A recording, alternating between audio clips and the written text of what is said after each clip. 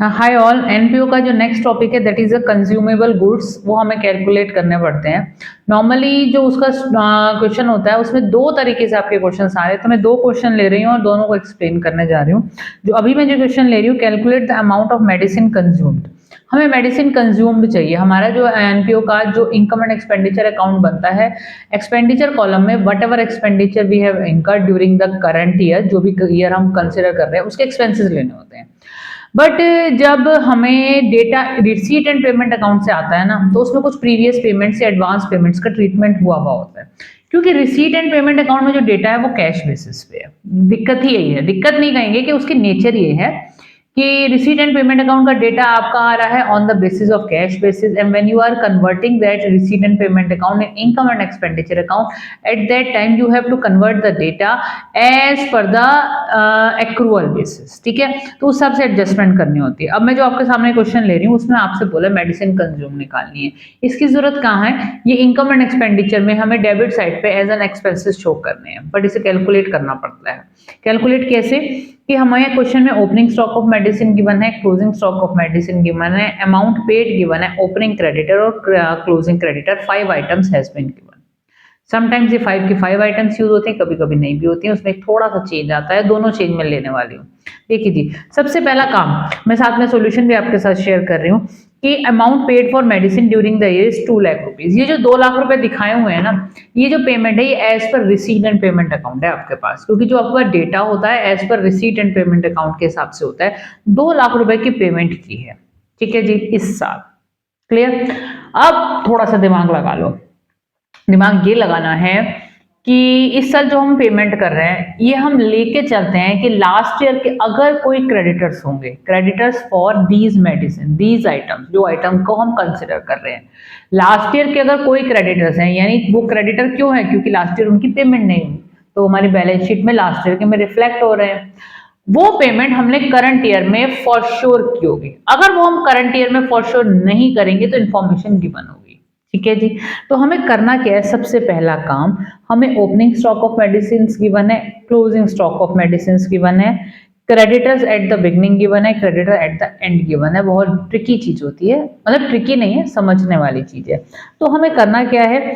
Payment made for the medicine 2 lakh rupees, इसमें से हमें जो हमारे ओपनिंग क्रेडिटर हैं इसमें 20,000 रुपए की वो लेस करने। अब वो लेस क्यों करने, रटना नहीं है। हम ओपनिंग क्रेडिटर क्यों लेस कर रहे हैं? ओपनिंग क्रेडिटर का मतलब है ये लास्ट ईयर से बिलोंग कर रहे हैं, लेकिन उनकी पेमेंट ऑब्वियस सी बात है करंट ईयर में होगी, क्योंकि जो लास्ट ईयर के क्रेडिटर्स होते हैं उनकी पेमेंट करंट ईयर में हो जाती है। ठीक है, इसलिए मैंने लेस किया, क्योंकि ये जो ओपनिंग कैरेक्टर है ये लास्ट ईयर के एक्सपेंसेस थे, और इनकम एंड एक्सपेंडिचर अकाउंट में जब पोस्टिंग हो रही है तो हमने सारे एक्सपेंसेस करंट ईयर के लेने, चाहे वो एक्रूअल बेसिस पे क्यों ना हो। तो इसलिए मैंने ये क्रेडिटर्स इन द बिगनिंग वाले किए लेस। अब जो आपके क्लोजिंग क्रेडिटर्स हैं, यानी इस साल के क्रेडिटर है, आपने इस साल भी कोई पेमेंट नहीं की क्रेडिटर्स की, इसलिए वो क्लोजिंग क्रेडिटर्स हैं, इस साल के क्रेडिटर्स रह गए। लेकिन ये एक्सपेंडिचर हैं तो इस साल के ना, पेमेंट तो इसी साल करनी थी ना, इसीलिए हमने इस एक्सपेंडिचर को कर दिया ऐड, इन क्रेडिटर्स को कर दिया ऐड, क्योंकि ये इस साल की अकाउंटेबिलिटी में शो होने चाहिए, क्योंकि that expenses belongs to current year, जिससे कि हमारी एक्चुअल मेडिसिन कंज्यूम की वैल्यू आ जाए, whether the payment has been done और नॉट। अब ये जो हमारी निकल के आई कि हमने क्रेडिटर्स एट द बिगनिंग वाले लेस किए और क्रेडिटर एट द एंड वाले ऐड किए, तो जो वैल्यू निकल के आई 1,90,000 की, this is purchases of medicine during the current year, यानी इतने की हमने मेडिसिन परचेज की है। अब पेमेंट हुई नहीं हुई डजंट मैटर, क्योंकि accrual base of accounting income and expenditure account में कंसिडर होती है। ठीक है जी। अब कुछ कुछ क्वेश्चंस ऐसे होते हैं जिनमें आपको यही वाला स्टेप दिया होता है, आपको परचेजेस गिवन होती है। अब जब आपको क्वेश्चन में परचेज गिवन है तो क्रेडिटर्स का ट्रीटमेंट आपको नहीं देना है। एक पॉइंट आपको ये सीखना है कि if in any numerical they are giving you the actual value of purchases during the year, then you don't have to treat creditors, चाहे वो ओपनिंग हो चाहे वो क्लोजिंग हो, और क्वेश्चन में गिवन होती है। हमें अगर मेडिसिन कंज्यूम यानी पेमेंट अगर गिवन है तो क्रेडिटर्स का ट्रीटमेंट देना है, अगर पेमेंट नहीं गिवन है, परचेजेस गिवन है, तो क्रेडिटर का पेमेंट, अगर परचेजेस गिवन है तो क्रेडिटर का ट्रीटमेंट नहीं देना है, चाहे वो ओपनिंग है चाहे क्लोजेस है। अब हमारी परचेजेस आ गई। अब आपको याद आना चाहिए कि हमने जब normally opening stock plus purchase less closing stock वाला फंडा जब हम मटेरियल कंज्यूम निकालते थे ट्रेडिंग में 11 में, बस वही करना है। You are having purchases, opening stock of medicine given है आपको 50,000 रुपए का, ऑब्वियस सी बात है इस साल वो मेडिसिन यूज की होंगी तो उसका अकाउंटेबिलिटी इस साल होना चाहिए, इसलिए ओपनिंग स्टॉक हुआ ऐड। क्लोजिंग स्टॉक मैंने एंड में जो दिया हुआ है आपका 45,000 more than opening stock question में बोला है, तो इसका मतलब 95,000 रुपीज का क्लोजिंग स्टॉक है और वो इस साल कंज्यूम नहीं हुआ है। जब इस साल कंज्यूम नहीं हुआ है तो उसका पेमेंट इस साल तो बनता नहीं है, तो इसीलिए हमने उस स्टॉक को क्लोजिंग स्टॉक को किया डिडक्ट, और जो आउटर में वैल्यू है 1,45,000 रुपीज की। ये कंफर्म क्वेश्चन है आपका। I am saying this is the confirm question in CUET, क्योंकि बोर्ड में भी आता था जब NPO चैप्टर था। तो ये आपको निकालनी है, आपको क्वेश्चन में चेक करना है कि कौन से स्टेप पे आपको गिवन है। They are giving you purchases value, they are giving you payment value, तो पेमेंट गिवन है तो कैसे ट्रीटमेंट देना है और परचेजेस गिवन है तो कैसे ट्रीटमेंट देना है, दोनों तरीके से आ सकता है और ये करके जाना आएगा CUET में, कंफर्म्ड कह रही हूँ। MCQ में आपसे 1,45,000 ये जो वैल्यू है ना, इस तरीके की 4 वैल्यूज MCQ में गिवन होंगी और वो आपको कराई जाएंगी, आपसे पूछी जाएंगी। हाँ, अगर आप प्रैक्टिस करेंगे ना जब NPO के, तो ऐसे क्वेश्चन पक्का आपको मिलने वाले हैं। तो पहले आप एक काम कीजिए, जो मैं वीडियोस बना रही हूँ पहले उनको सुनिए और फिर NPO की प्रैक्टिस किसी भी सैंपल पेपर से उठा के करिए, आपका हो जाएगा। All the best.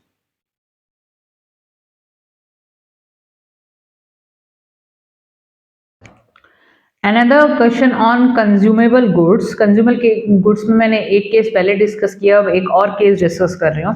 On the basis of information given below calculate the amount of sports material to be debited to income and expenditure account. Income and expenditure account में आपको जो अमाउंट आप जो पे करेंगे इस साल वो लेनी है। अब आपको इस क्वेश्चन के अंदर stock of sports material opening closing given है, creditors of stock sports material opening closing given है और स्पोर्ट्स मटेरियल परचेज्ड गिवन है। अगर किसी न्यूमेरिकल में आपको परचेज्ड वैल्यू गिवन है, इसका मतलब इस साल आपने 4,94,000 का स्टॉक परचेज किया। इसमें जो आपने परचेज किया, इसमें आपको जब आपको परचेज क्वेश्चन में गिवन है तो क्रेडिटर्स का ट्रीटमेंट नहीं देना है। मैं अपनी प्रीवियस वीडियो में एक्सप्लेन कर चुकी हूँ क्यों नहीं देना है। ठीक है जी, ध्यान रखिएगा क्वेश्चन में आपको क्रेडिटर की इंफॉर्मेशन गिवन होगी but you don't have to use it. आपको करना क्या है, नॉर्मल जो आपकी परचेजेस हैं उसमें opening stock of sports material that is आपका 87,000 का है, ओपनिंग स्टॉक आपको परचेज करना है, closing stock of sports material आपको माइनस करना है। आपकी वैल्यू आई 4,74,000। This is the expenditure you have to incur during the current year, जिस ईयर की आप अकाउंटेबिलिटी कर रहे हैं, whether the payment has been done और नॉट, क्योंकि income and expenditure account accrual basis पे बनता है। और क्रेडिटर्स का ट्रीटमेंट हमें क्यों नहीं देना है, क्रेडिटर का ट्रीटमेंट हम तब देते हैं जब क्वेश्चन में पेमेंट मेड गिवन होता है, पेमेंट मेड नहीं गिवन है।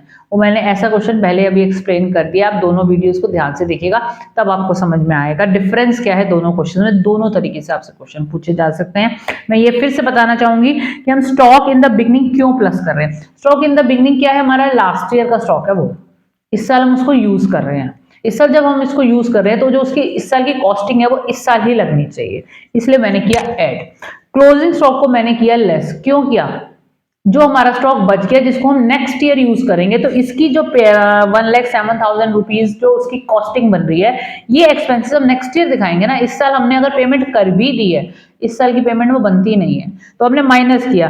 क्योंकि हमारा मटेरियल परचेज हुआ था उसमें ये ऑलरेडी एडिट होगा क्लोजिंग स्टॉक, इसलिए हमने इसको डिडक्ट कर दिया। भाई हम कोई चीज परचेज करके लाए हैं, लास्ट ईयर जो हमने यूज किया था, वो सॉरी लास्ट ईयर जो हमारा स्टॉक बच गया था उसको तो हमने इस साल कंज्यूम किया। अब कुछ स्टॉक बच गया है तो वो हमारे वेयर हाउस में तो पड़ा है, पर हम इस साल तो यूज नहीं करने वाले ना, तो उसकी जो कॉस्टिंग है इस साल तो नहीं लगानी, इसलिए हमने कर दिया लेस। तो इस तरीके से ट्रीटमेंट दीजिएगा। कंज्यूमेबल का क्वेश्चन जरूर आएगा, MCQ जरूर आएगा। कोई सा भी सैंपल पेपर उठाओ, प्रैक्टिस करो, हो जाएगा।